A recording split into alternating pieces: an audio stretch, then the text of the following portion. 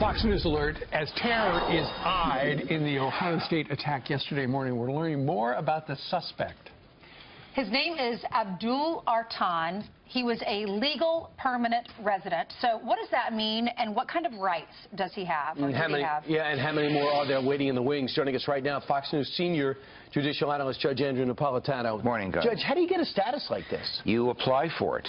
And if you fit into any one of the statutory requirements, like you are a refugee from an inhospitable place, in his case, somewhere in the Middle East, you have a very, very unique talent, that's not his case, that you can bring to the United States, which is sorely lacking here, or you have extraordinary family ties here, whereby it would be a hardship to the family if you're not here. He fits in the first category. Whatever country he came from, he couldn't go back to without serious danger from. What rights they have?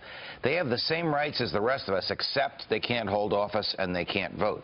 But if he doesn't commit a crime, he can stay here for the rest of his life. Now, he's dead. If he had survived this and been prosecuted and convicted and served his time, he then would have been deported.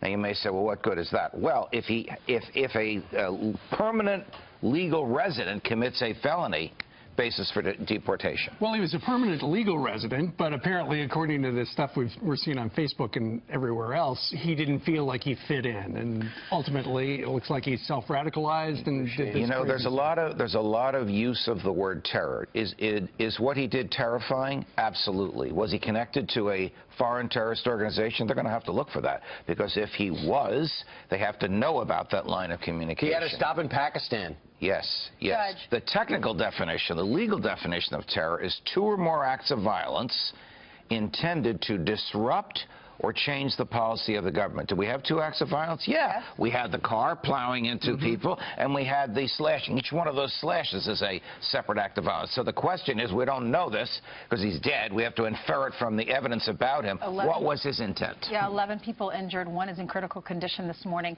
So, Judge, you know, it's a different world now. Should students be able to carry guns? We hear all this gun control stuff from the liberals, but should students be able to carry guns to prevent stuff like this? In my view, the short answer is yes, if they qualify for the use of them.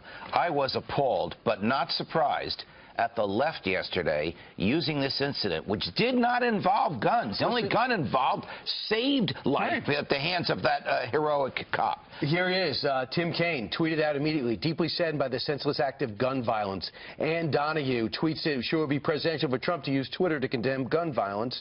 And others, when will we have gun control in this country? Next thing you know, it's a knife in a car. You know, I hate to put him on the spot, because a friend of mine, a friend of yours, is going to be on the show in a few minutes, Governor Greg Abbott of Texas. Ask him if this would have happened on the campus of the University of Texas. Answer no, because if they're qualified, meaning if they know how to use it, they can carry. This guy would have been stopped before the police got there. People, I think, at least this administration seems to believe, and the hot people I know who they're hiring seem to believe, that they understand this is Islamic extremism. Indications are it's leading that direction, and that you should not blame the gun or the knife or the car. It's the ideology and the person. But you can blame a government that doesn't let you protect yourself.